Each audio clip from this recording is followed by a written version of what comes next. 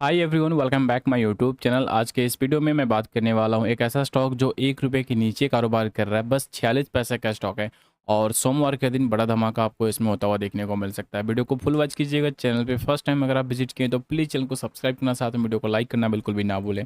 दोस्तों, मार्केट में सबसे ज़्यादा अगर कोई स्टॉक रिटर्न्स निकाल कर देता है तो वो होता है small cap stock, micro cap and mid cap.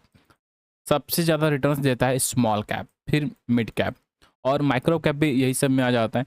तो दोस्तों, आप समझ सकते हैं कि जब हम स्मॉल कैप में इन्वेस्ट करते हैं तो वहाँ पर रिस्क भी उसी प्रकार से होता है। अगर कोई निवेशक ज़्यादा पैसा लॉस करता है तो वह स्मॉल कैप में ही लॉस करता है, और मिड कैप जो होता है थोड़ा संभल जाता है, लेकिन स्मॉल कैप जब गिरता है तो फिर संभलता नहीं है।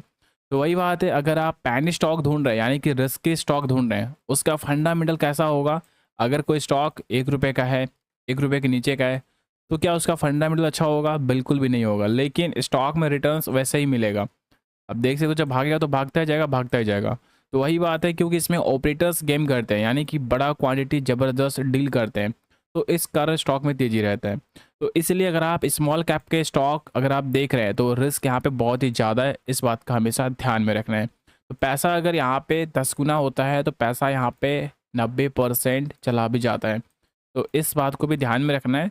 तो ऐसे स्टॉक में उतना ही पैसा इन्वेस्ट करके होल्ड करना चाहिए जितना कि आप संभल सको, लॉस ज़्यादा ना हो।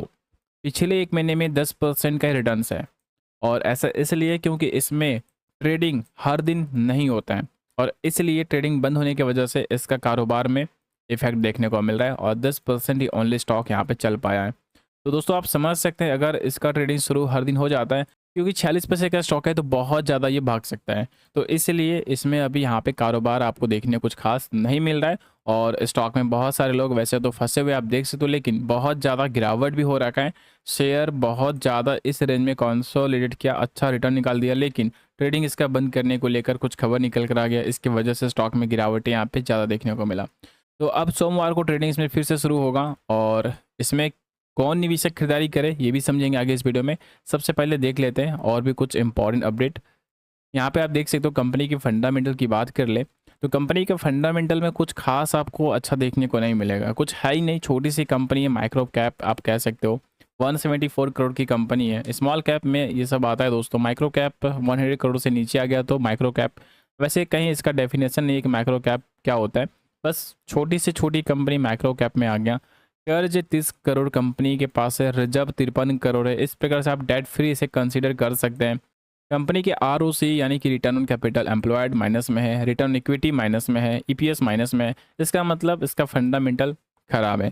प्रमोटर्स के पास होल्डिंग्स नहीं है, एंड पब्लिक के पास सारा का सारा माल पब्लिक के पास है, यानी कि सारा रिटेल यहाँ पे फंसे हुए हैं। बाकी जब ट्रेडिंग होता है तो एक्सचेंज होता रहता है, रिटेल ही रिटेल को एक्सचेंज करते रहते हैं। बाकी ऑपरेटर यहाँ पे गेम करते हैं, अच्छा प्रॉफिट मिलता है तो निकल भी जाते हैं। तो अभी इसमें ट्रेडिंग बंद है, इसलिए भी ज़्यादा बड़े इन्वेस्टर्स भी स्टॉक में एंट्री नहीं ले पा रहे हैं, और फंडामेंटल कुछ खास नहीं आपने देखा। और कंपनी के रिजल्ट की बात कर ले तो आप देख सकते हो, इस बार कंपनी ने रिजल्ट थोड़ा अच्छा निकाल कर दिया है। अच्छा का मतलब पिछले क्वार्टर से रिजल्ट अच्छा है, माइनस में तो है ही। पिछले बार जितना कंपनी को माइनस हुआ था उससे कम है, 1 करोड़ 10 लाख, और इस बार हुआ 82 लाख का लॉस हुआ कंपनी को। एंड जून की बात कर ले तो आप देख सकते हैं 83 लाख लॉस हुआ था कंपनी को, और इस बार 82 लाख। तो इस बार कंपनी के रिजल्ट बहुत ही बढ़िया देखने को मिलते हैं, Q1 के रिजल्ट। और Q4 से अगर रिजल्ट कंपेयर किया जाए इसका तो आप देख सकते हो अच्छा रिजल्ट है।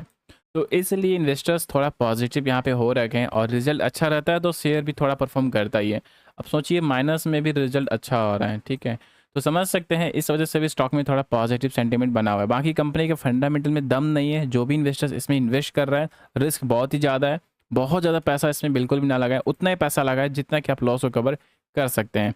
अब देखिए, BSE पे आपको suspended due to panel reason देखने को मिल रहा है, यानी कि स्टॉक को सस्पेंड कर दिया गया ट्रेडिंग को लेकर, यानी कि ट्रेडिंग इसमें नहीं हो रहा है। तो इसके पीछे का बड़ी वजह क्या है?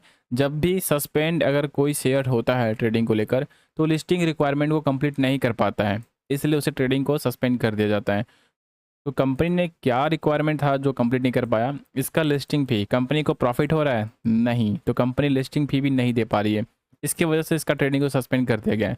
वैसे लास्ट टाइम कंपनी के प्रमोटर ने स्टेटमेंट निकाल दिया था रिजल्ट में कि आने वाले क्वार्टर्स के अपडेट में पेमेंट कर सकते हैं, फंड रेज करने की कोशिश यहाँ पे की जा रही है। तो इस तरह के अपडेट आए हुए थे।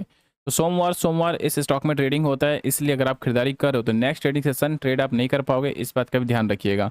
तो ऐसे स्टॉक में अगर आप माल उठा रहे हो तो थोड़ा सा लेकर ही होल्ड कीजिएगा, क्योंकि फंडामेंटल अच्छा नहीं है और लॉन्ग टर्म में हो सकता है कि शेयर जब भागना स्टार्ट कर जाए तो 5 छोड़िए 10 भी जा सकता है, क्योंकि जब भागता है ना तो फिर ऑपरेटर यहाँ पे गेम करते हैं। तो ऐसे स्टॉक को ऑपरेटर ही चलाते हैं, इसलिए ऐसे स्टॉक में सावधान होकर ही आपको इन्वेस्ट करना चाहिए। लालच में आकर बहुत ज़्यादा पैसा बिल्कुल भी ना लगाएं।